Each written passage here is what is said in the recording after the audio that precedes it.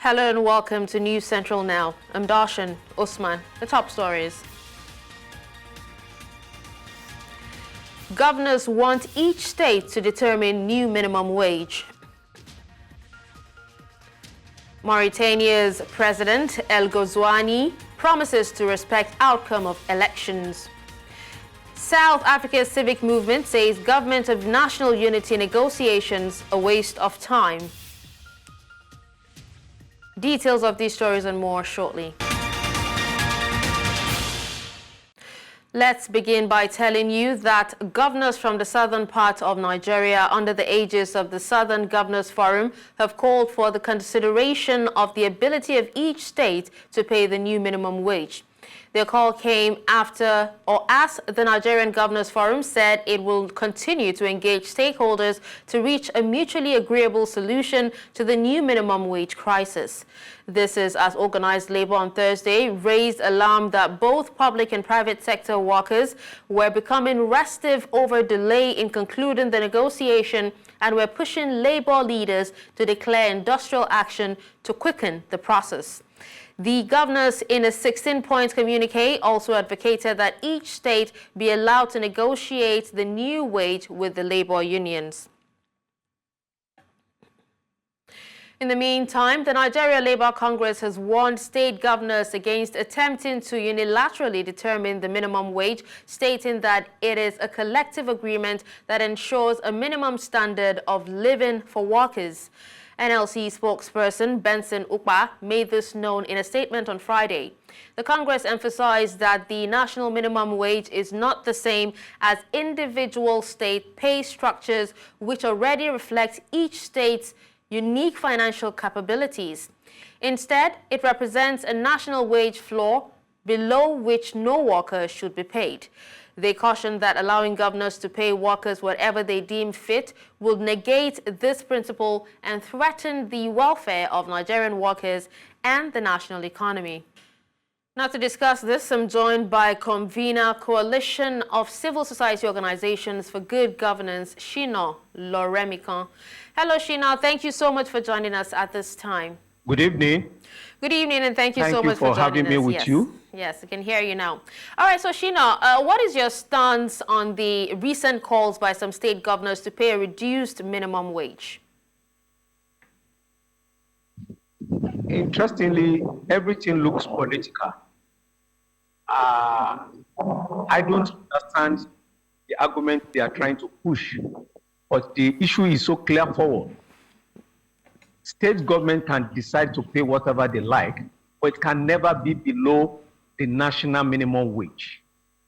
If a national minimum wage has been fixed by the Constitution and by law, the states are compelled to pay.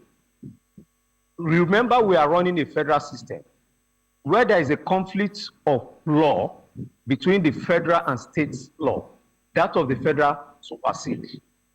So if the federal government has fixed an amount as minimum wage, the states are obliged to pay. You should also remember that Nigeria is also a signatory to the African Charter.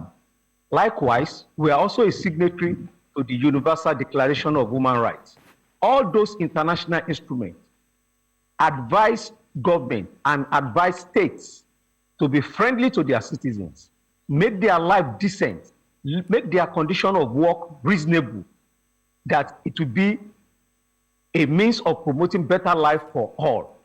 So now to be saying you want to pay below the federal government's agreed minimum wage, it's a setback, an embarrassment. Interestingly, a friend of mine told me that why is it that the governors are not saying their state is financially weak and they are not going to Abuja by night bus. They also go to Abuja with SUV. They also go to Abuja by first class tickets. They don't hang around in private guest house. They stay in 5-star hotels. So when it is time to pay those who work for you, you then say the state is broke. We may not have the capacity. Honestly speaking, we need to create wealth. The state governors need to be very creative.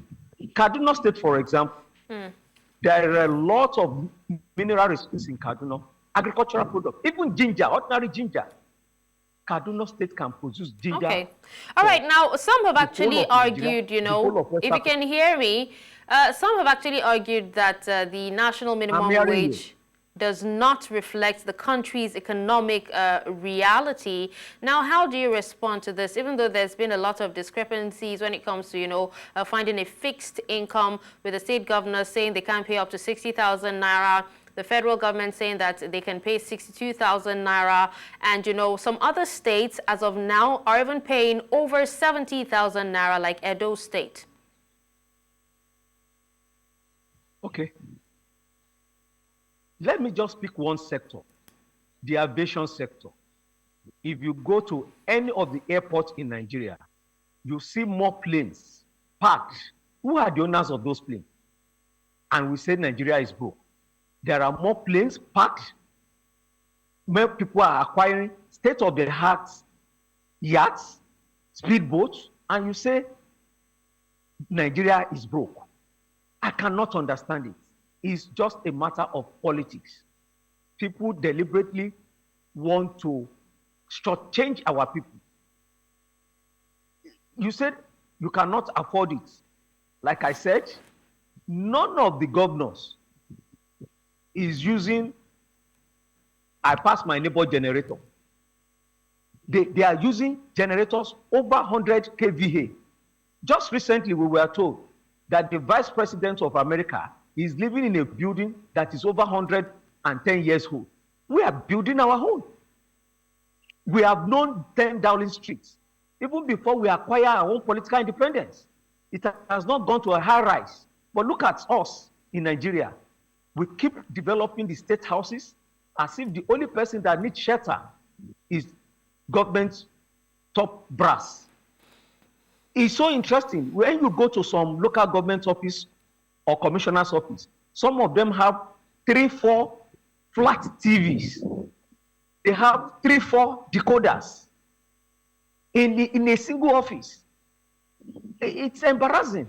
They have money to allocate for their own personal comfort, and they don't want to treat citizens well. All right, Shina, now in the absence of, dragging the issue of minimum wage longer than, they're supposed to, what steps would you say can the NLC take to engage with state governments and other stakeholders to ensure the implementation of a uniform, very importantly, a uniform national minimum wage? It's very painful that everything is political. I wish the sort of labor leaders we have around now are like people like Michael Imodu, Azan Sumonu.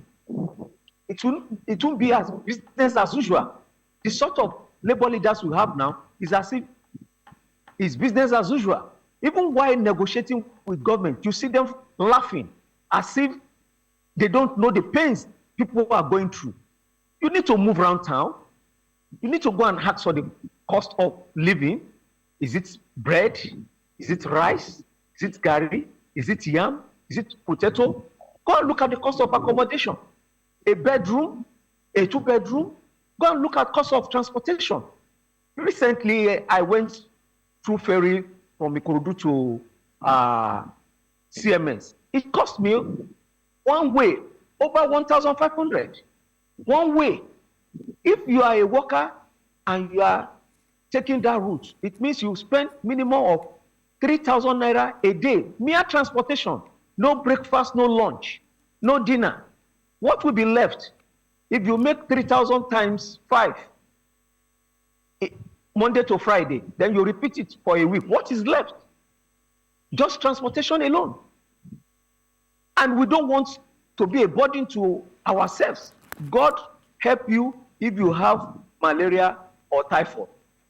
5,005 cannot treat you. It's a problem. Okay.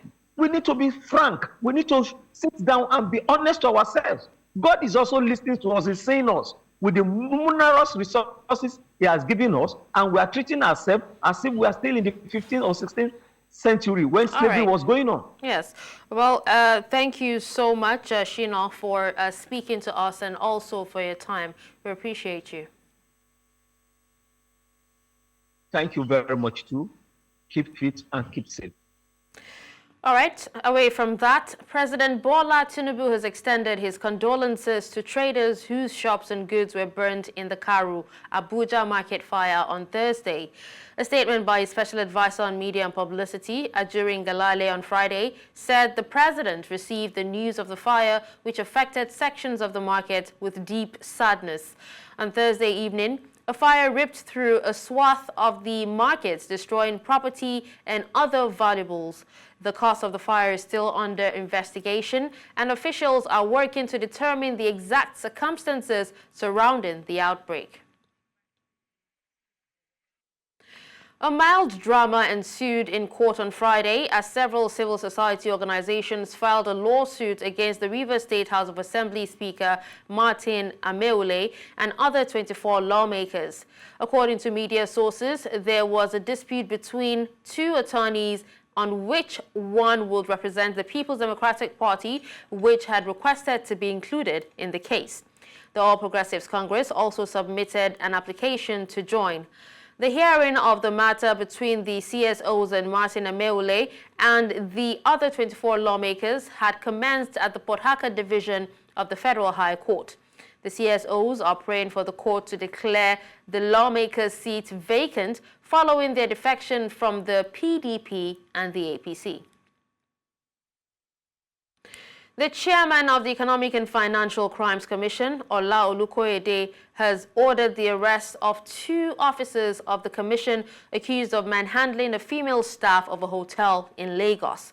EFCC spokesman Dayo Oyewale disclosed this in a statement. Oyewale said the incident happened during an early morning sting operation, adding that the operation led to the arrest of a sizable number of suspects who were still being profiled. In a viral video, operatives of the anti-graft agency were seen in plain clothes forcefully entering one of the rooms of the original hotel in the Ojo local government area of the state. Earlier, security expert and executive director, Elixir Trust Foundation, Emmanuel Ikule, was on the news and shared his thoughts on this. We see cases like this where citizens are being abused. I'll use the word abuse because the police or EFCC, they are not the courts. And just 2 days back, 26th of June, we celebrated a day to support victims of torture. And the Anti-Torture Act of 2017 prohibits all forms of torture. So that means if you decide or have recognized that somebody is a suspect, you arrest such a person and hand the person over to the authorities. And if you are part of the criminal justice sector, you let the court decide whether the person is wrong or right, and let the court determine the punishment meant for the offense. Not that you have become the judge. In the particular case, you go to the suspect, somebody that is yet a suspect, you enter the room with force, and you arrest the person and torture the person, assault the person there, and then you go and detain the person incommunicado. We have laws. Even the Administration of Criminal Justice Act specifies the duration to which you can keep somebody. It also specifies that even in arresting somebody, you can invite. Well, that was security expert and executive director, Elixir Trust Foundation, Emmanuel Ikule. And with that, we'll take a quick break, and when we come back, the news continues. Stay with us. Welcome back, and thank you for staying with us. The Minister of Aviation and Aerospace Development, Festus Keyamo, has raised concerns over the misuse of some private aircraft in Nigeria, revealing their involvement in money laundering, drug trafficking, and other illegal activities. In a statement made on Thursday at the Ministry of Aviation in Abuja, Keyamo announced that he announced the formation of a ministerial task force committee indicated to curbing illicit charter operations within the nation's aviation industry. Our correspondent, Bernard Akede, has more. The ease and convenience that comes with flying in private jets is better experienced than told. There is also a certain status feeling it gives its passengers. However, The privacy and other privileges enjoyed by the operators of this means of travel have often been exploited for illegal activities, and this is what the minister has decided to address. The minister said, quote, "Last week, the National Security Advisor wrote to us alerting us of the spike in money laundering, drug trafficking, and other illegal activities through the use of private aircrafts in the country. It appears that private non-commercial flight operators have become increasingly emboldened, continuing their illegal operations with the assistance of air operator certificate holders who collect tolls and list their illegal charters under their AOCs." End of quote. Experts have argued that one of the major reasons why the activities of private aircrafts can easily be undetected is because of the status of the owners. You should know that we know that the private jet operators are owned by not millionaires but billionaires. And when you have such people in a society like ours, whereby the rule of law can be trampled upon, even in the court of law, then what do you expect in the civil aviation? In 2014, a private jet that conveyed $9.3 million in cash from Nigeria to South Africa for an arms deal between both countries was the subject of investigation.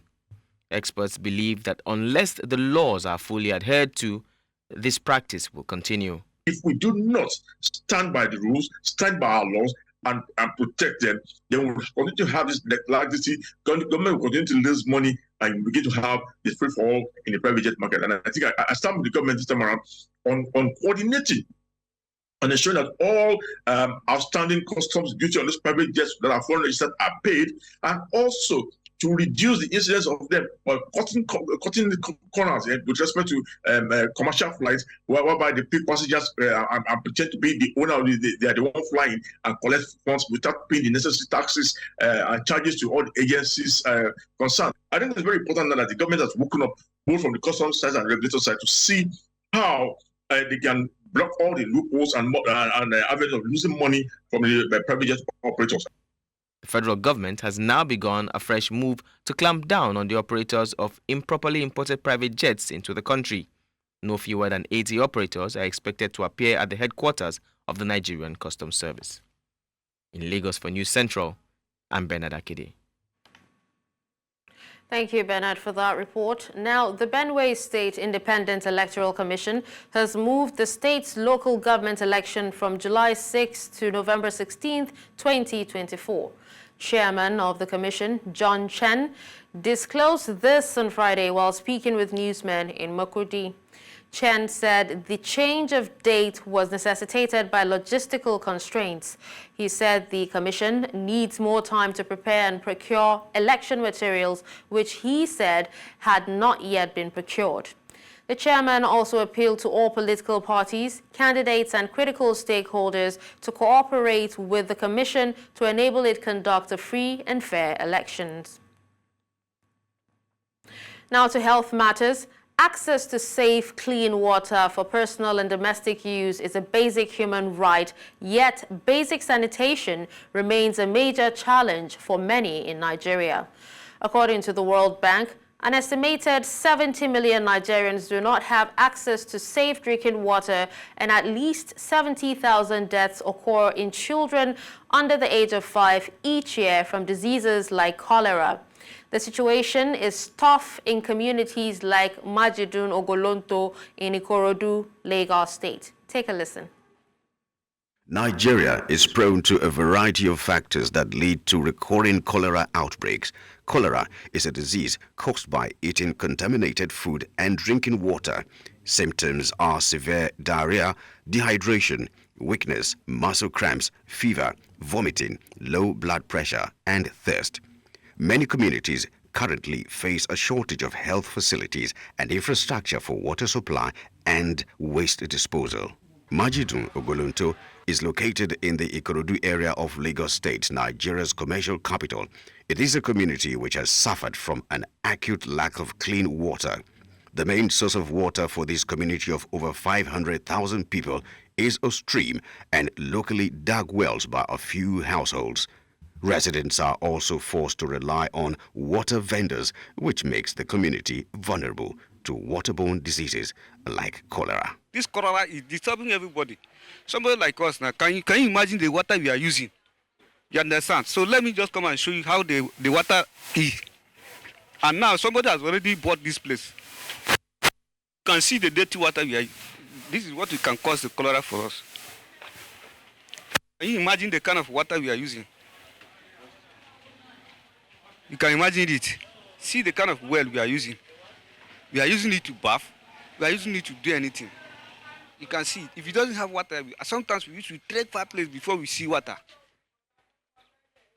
Far place before we get the water. I dey fetch water 2,500 every day for Boki, but now they have done this one. It's getting better. For residents of Majidun, Ogolonto, cholera is a seasonal disease with cases occurring mostly during the rainy season between June and October every year. It's not really personal. It's more like my classmate. He went to do internship at Lagos State Military Hospital. That's where he went for his internship. That was where he died. He had cholera infection. That cholera is just like, say, this week should make it 2 weeks, if not 3 weeks, he died. The dirty water is disturbing us. It's causing a mosquito. It is often said that government cannot do it alone, hence the need for non-governmental players to lend a hand in the fight against cholera. Cholera is on the rise now. We are hearing of so many cases of people dying. Clean water to prevent this situation of people dying from waterborne diseases. Water is dearth, is very needy or is scarce in some locality, and so identifying that is water that we want to do was one hurdle that we crossed. Then the other hurdle is where. Recently now everybody knows the rate of cholera and whatever in the town now. For them to produce, at least a very, very big opportunity, and we really appreciate. No doubt, vulnerable communities like Majidun in Ogolonto will become better places from efforts to build healthier communities by providing clean and safe drinking water. The Lagos Real Estate Fest 2024 is an annual event that brings together key stakeholders in the real estate industry to address challenges and explore solutions. The focus this year is on affordable housing solutions, affordable housing projects, innovative construction techniques, and government policies that can support sustainable development. News Central's Bettina Nweli reports. Welcome to Lagos, Nigeria, a bustling metropolis and the economic hub of West Africa with a growing population of over 15 million people. As the city continues to grow, so does the demand for housing. However, one of the biggest challenges remains making housing affordable for all its residents. So affordable housing has buildings have three components of cost. One is land. The second is the building itself, and then third is the cost of finance, right? If you want to create affordable housing, you have to subsidize the land and you have to subsidize the finance, right? In terms of the actual supply chain to build, you've got to make it efficient, right? Now, because we import 80% of the things that we build, it means the government controls the prices, right? So affordable housing is possible. Affordable housing is a major issue in Lagos. Many people struggle to find decent places to live within their means. Hence the need for methods that can reduce costs significantly without compromising quality.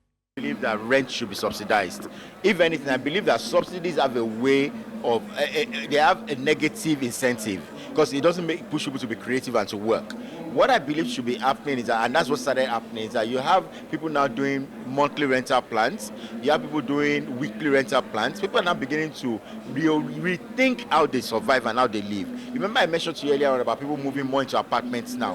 One of the things that's going to happen is that you find that in Lekki, in Via, even in Ikoyi, a lot of mansions are being turned into multi-living buildings, where you have a building and you have like 5-6 people cohabiting, co-living into co-living spaces. That's the way to go. Government is already battling with a lot of subsidies. Government is subsidizing oil, government is subsidizing electricity, government is subsidizing pilgrimage and all other concerns. Many concerns we don't even know about, subsidizing fertilizer. So let's not talk about government subsidizing homes. Let us talk about government putting policies in place, right? We need to go from an importation economy, a consuming economy, to a production economy. While the government is committed to creating policies that encourage affordable housing development, collaboration is crucial in aligning collective efforts with industry practices. Affordable housing in Lagos is not just a dream, it is a necessity. In Lagos, for News Central, Bettina Nweli. Some trade unions in Nigeria have expressed the lack of engagement by government on its climate change plans, saying there is a need for more inclusion. This was as Nigeria's Federal Ministry of Labour and Employment organized a workshop in Abuja to finalize the Just and Gender-Inclusive Transition Roadmap, a vital tool for achieving sustainable development and climate action goals by 2030. News Central's Joshua Marai has the details. This validation workshop is hosted by the Federal Ministry of Labour and Employment. It is aimed at developing tools that will aid Nigeria in mitigating greenhouse gas emissions and the socio-economic effects of climate change.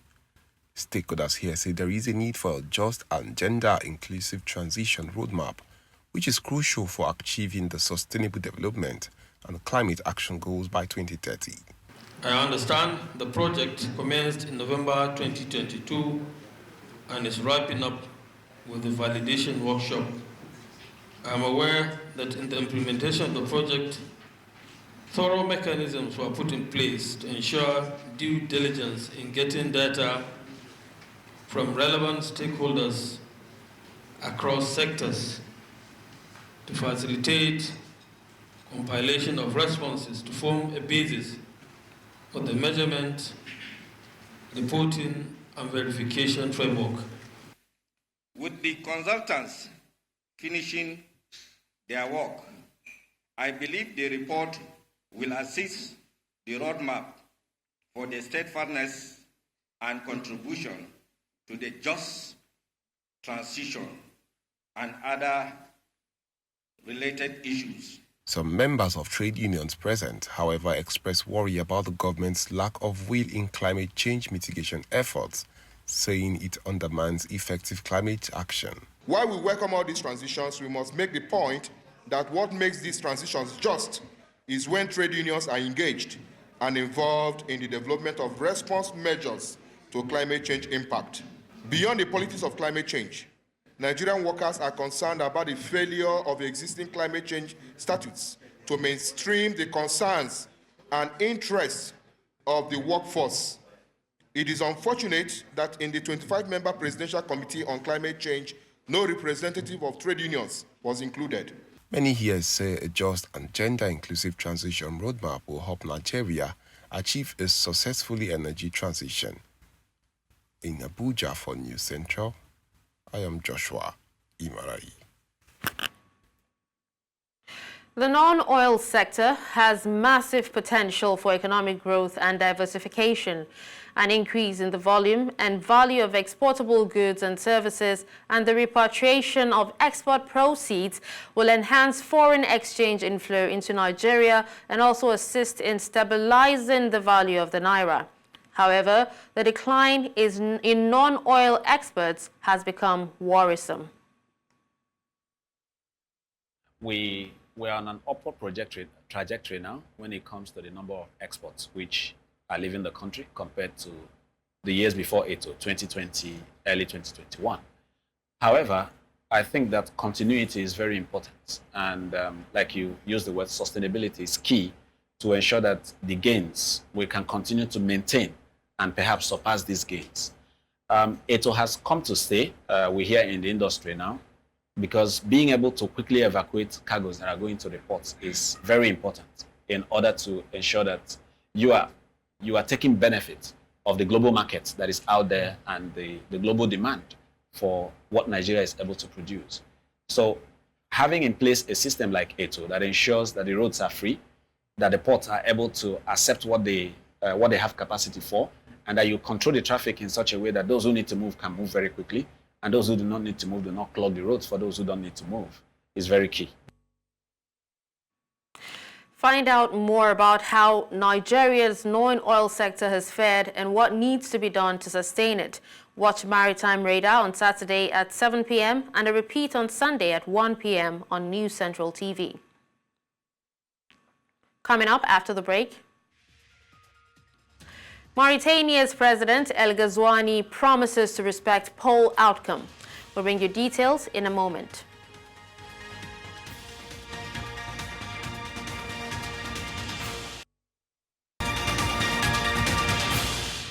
The news continues in North Africa, where incumbent Mauritanian President Mohamed Ould Sheikh El Ghazouani says he will be the first to bow to the outcome of elections when the results are out.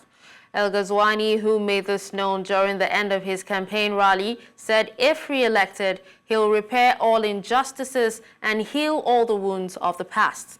7 candidates are running in Saturday's presidential election, with incumbent El Ghazouani the favorite to win a second term at the head of the vast West African nation. نريد وحدة وطنية خالصة وحقيقية تجبر فيها مكوناتنا الوطنية كاملة وفئاتنا وشرائحنا الاجتماعية كاملة نفس المكانة ونفس المنزلة ونفس الحقوق. Save South Africa Civic Movement says the current government of national unity negotiations are a waste of time for the majority of voters who happen to be black, marginalized, and previously disadvantaged. Now, the group says the GNU, which now has 10 political parties in their basket, is nothing but politics of power, as it is clearly indicated by the delay caused by those claiming to advance the interest of the citizens. This follows a leaked letter written to Democratic Alliance John Steenhuisen by President Cyril Ramaphosa, indicating the fight for strategic ministerial positions. Still ahead, U.S. presidential debates touted one of the most consequential in modern American history. We'll bring you details in a moment.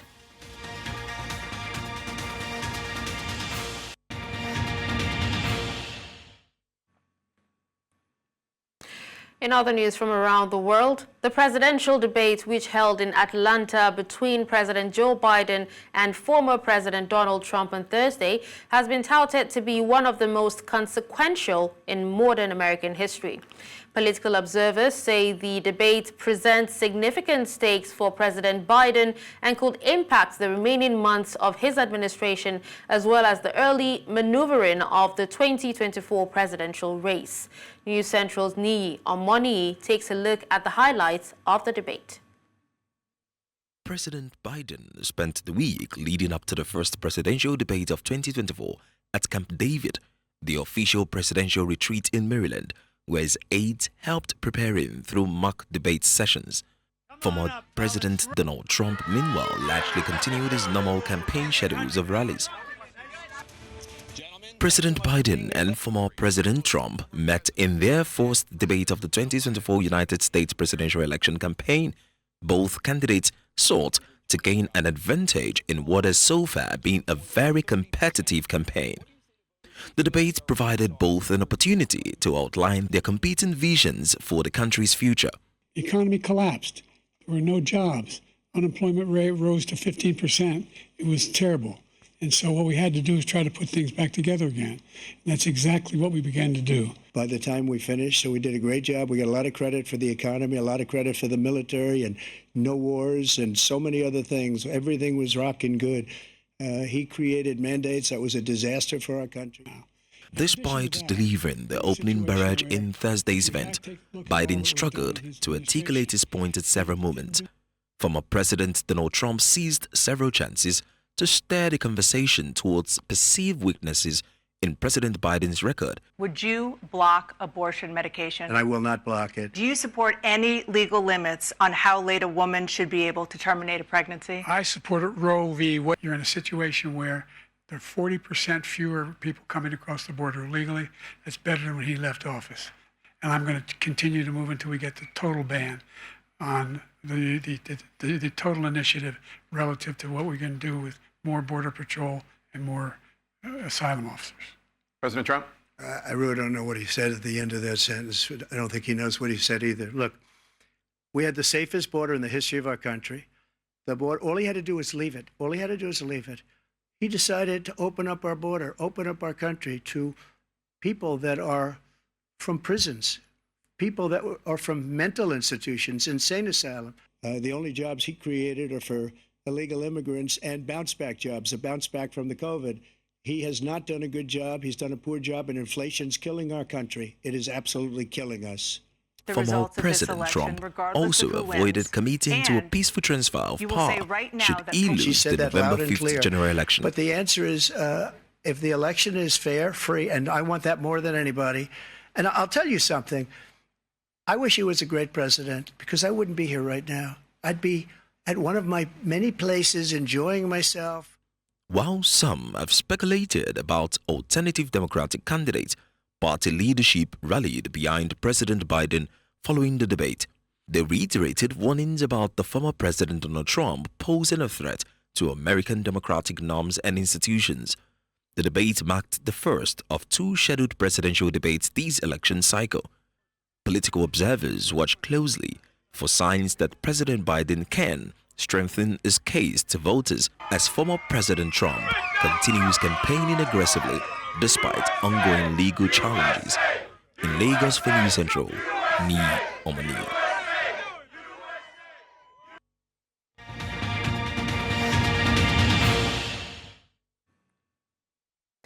In business, the economic situation in Nigeria has become a subject of intense scrutiny in recent times. The latest report from PricewaterhouseCoopers holds the promise of providing invaluable insights into the country's current trajectory. The report highlights various pressure points that continue to impact expected reform outcomes, potentially leading to reduced reinvestment and corporate exits from the industry. Collins Okeke, a financial analyst and public commentator, shared his thoughts on how to address these challenges during his appearance on the Business Edge show. We need a new economic approach, and I would suggest economic federalism. You know, I strongly believe, having looked at economic system around the world, that, capitalism may have its flaws, but it can be tweaked to every nation's internal uniqueness, like China did. You know, China can say they're communist, but, they tweaked, after Mao died, they said it does not matter if the cat is white or black, as far as it catches the mice. In essence, it does not matter whatever we call the economic system, whether communism, but we'll look at the best way. And of course, China went the way of capitalism as we know, but called it something else. In the long term, economic federalism would help Nigeria a lot to stem this tide. But in the short term, Nigeria needs to stop. If we determine that oil is the focus of our economy, just like Saudi Arabia, UAE, and the Abu Dhabis and Kuwait, then we need to stop oil theft. We need to rearrange that oil and gas sector such that it's a cogent revenue earner for the country.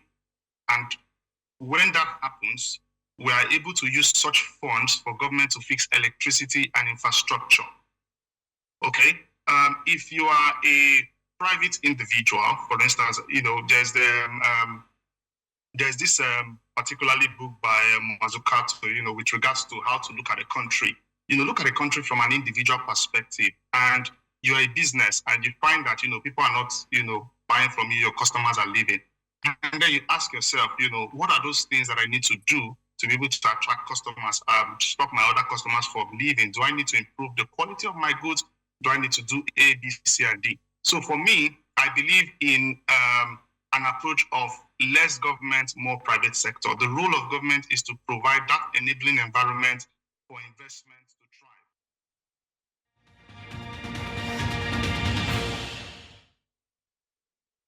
Now in the world of sports, despite rumors of his transfer from the club, Nigeria Super Eagles defender Bright Osai Samuel has resumed training with Fenerbahce. Now, after helping the Turkish Super League club to a respectable finish last season, several clubs, especially in England, have signed interest or signified interest in his service. The winger returned to the team training on Friday morning under the newly appointed Portuguese coach Jose Mourinho, who was appointed at the end of last season to tutor the team in the coming season of the UEFA Champions League. Emma Raducanu has been drawn against Russian 22nd seed Ekaterina Alexandrova in the first round of Wimbledon, while Andy Murray, if he is fit, will face Czech Thomas Menchak. 37-year-old Murray had an operation on a back cyst at the weekend and says he will wait until the last minute to decide whether he can compete on Tuesday. Seven-time men's champion Novak Djokovic, who is also in a race to be fit, has been drawn against Czech debutante Vit Kopriva. Djokovic had a minor knee surgery after pulling out of his French Open quarter-final earlier this month. Second seed Djokovic has been put in the opposite side of the draw to defending champions Carlos Alcaraz, meaning they cannot meet unless they create a rematch of last year's final. As the date for the commencement of the 2024 Paralympics Games draw nearer, Paralympic Committee of Nigeria has commenced camping exercises for its athletes. The Nigerian Paralympic Committee is making all efforts to ensure athletes are in peak condition for the upcoming Paris 2024 Paralympics. Training camps have officially opened in Lagos and Abuja. Para-athletes and para-badminton players are camped in Abuja, while powerlifters and para-table tennis players will be based in Lagos for their focused training, while powerlifters and para-table tennis players will be in Lagos for the exercise. The Paralympic Games will hold between August 28th and September 8th, 2024 in Paris. And that's all at this hour. But before we go, let's take another look at some of our top stories. We told you that governors want each state to determine their minimum wage. We also told you that Mauritania's President El Ghazouani has promised to respect outcome of elections. Finally, you heard that South Africa's civic movement has said government of national unity negotiations a waste of time. Send your eyewitness report to the WhatsApp number on the screen. Do you follow us on social media? We are at News Central TV. You can watch News Central live on DSTV channel 422, Star Times channel 274, Avo TV, and YouTube. Many thanks for watching. I'm Dashen. Usman.